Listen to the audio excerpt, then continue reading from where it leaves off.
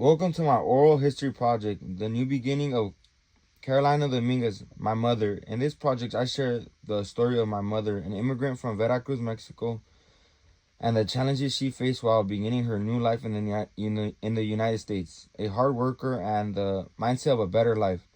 Her journey tells us more than one person's story. It reflects the struggles, strength, and resilience of many Chicana ex and Latin ex immigrants. This oral history reveals how women's migration from Veracruz to the United States captures the border experience of immigrants facing discrimination, language barriers, and cultural adaptation, while continuing the resistance and rebuild with courage and self-determination through her voice and my reflection, while exploring how her personal life becomes political and how her story connects to larger histories of migration, injustice, and resistance. Now, can you talk about your background? Hi, I'm Carolina Dominguez. I'm Luis's mother. I grew up in Veracruz, Mexico, in a small pueblo with my family.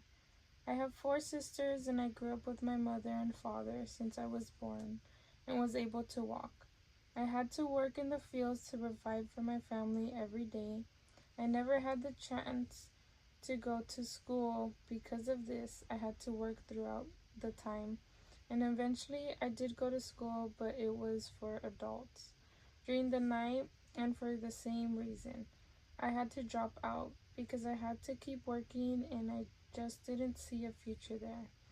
And also because of the violence that was going on as well in the pueblo there. There was a lot of violence and I feared for my life every day. Life there was very difficult, working long hours for little pay to maintain your family just to eat, and opportunities were limited. And due to the opportunity there, I dreamed of something better where she had where I had to change my life the way I wanted from zero. Hearing her speak about her background makes me think about how easy we have it here in the United States and the privilege we have that everyone born here has the same opportunities to go to school and can work for their own goals, for a better life. And also the fact that we don't have to work and provide for our families in a young age like my mother. So just truly grateful for the privilege we have in the United States. How was it crossing the border and how did it affect you physically and emotionally? It was one of the hardest things I've ever done. We walked for hours, sometimes days, hiding from danger. I remember feeling hungry, tired, and scared. But the thought of starting a new life, having a family, and living the American dream kept me going. I remember hiding from Border Patrol many times and getting caught 3 times.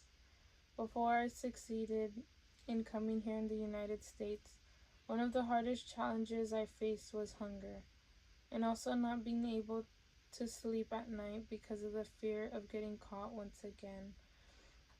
With the help of a coyote, we successfully got into the United States. I was chasing the American dream, which all immigrants dreamed of accomplishing. I could feel the fear and tiredness in my mother's voice. As she talked about those times, the fact that they were caught 3 times before they finally crossed, showing how hard the trip was, both physically and emotionally. Her story isn't just about crossing a line, it's also about what it means to chase hope. Most people never think of the things like her hunger, the long nights, and the fear of being caught again when they hear about immigration. To stay alive, my mom had to trust people, risk everything, and not give up. Her story shows what a lot of newcomers go through. They believe in the American dream, even though there are problems, discrimination, and danger. I remember that for every immigration success story, there's a story of pain, bravery, and hope that needs to be told.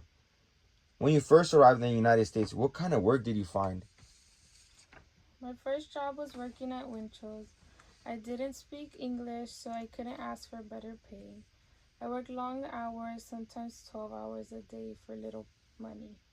But I was proud to earn an honest living. I was suffering financially because I wasn't getting paid well. Because I wasn't American, I couldn't speak English. It was a very difficult time for me because I seen the American dream so easy, but it was very difficult at first. I really remember that part of her story. She had to work at Winchell's, learn a new language and to be treated badly because she wasn't American. This shows us how many newcomers feel when they first get into the United States. The story of my mother shows the economic inequality and ethnic labor really work in the United States. But something changed when her boss yelled at her. She used to be embarrassed to drive herself. She fought back by learning English, but not by getting mad. Instead, she did it by getting better. The drive of learning English and the motivation got better after this experience. What was the hardest part of adapting to life here? The language was hard and the culture was so different. I missed home, the food, the music, and my family. But little by little, I learned English, made friends, and started to feel like I belonged here. Language was both a way for her to connect with others and stay alive, as well as a memory of who she really was. She didn't just speak Spanish as her first language, it was part of who she was and a link of her to home in Veracruz. The memories of her family, the beats of her culture, and the love of her community were all in her. She would have had to let go of herself in order to let go of it all. Instead, she fought a way to balance two worlds. She learned English to get by in American life while keeping Spanish living in our home and in her heart.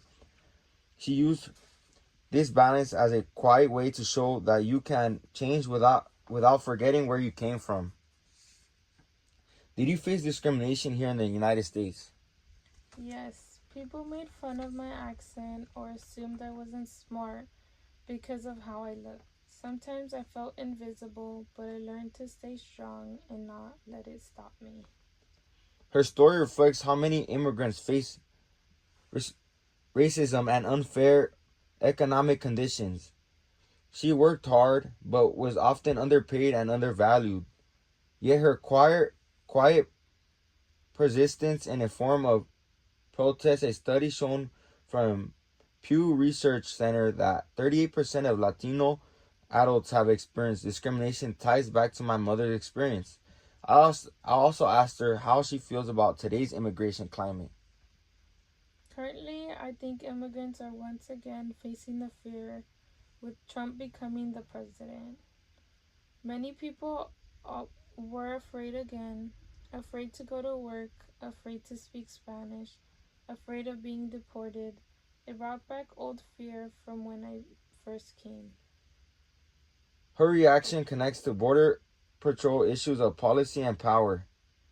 Trump era immigration enforcement brings fear among immigrants, echoing past moments of racism, policies, and exclusion. Yet, even in fear, my mother still continued to work during these hard times, choosing hope and doing her doing doing what's right for her family shows how hardworking she is. And not only her, many other immigrants that dream of coming here. And this is what is wrong with America today. We don't see this and ignore the fact that people love it here because this is the land of opportunities. What lessons have you learned from your journey and what advice would you give to the future generations? I learned never to give up. It doesn't matter where you start. What matters is your effort and faith. I want young people to remember where they come from and to be proud. Her lesson is simple but powerful. Never forget your roots. Through hard work, she built a stable life for her family, raised children who spoke both languages and found strength in her identity. Interviewing my mother was an emotional and eye-opening experience. Our conversation lasted about an hour. There was moments of silence when she recalled painful memories and moments of laughter when she remembered small victories. I learned that oral history is more than collecting information. It's about honoring the emotions and memories that define who we are. In the life of one woman, her story shows how ideas like race, language, gender, and class come together. She had to deal with racism and hardships, and she also found ways to fight, take charge, and be free. I learned from this project that every person has a piece of history inside of them. By telling her story is also taking back our family's place in larger story of what it's like to be a Chicana or Latina. Her strength makes me remember that the fight for fairness and respect for all people goes on, and that sharing stories itself is an act of injustice.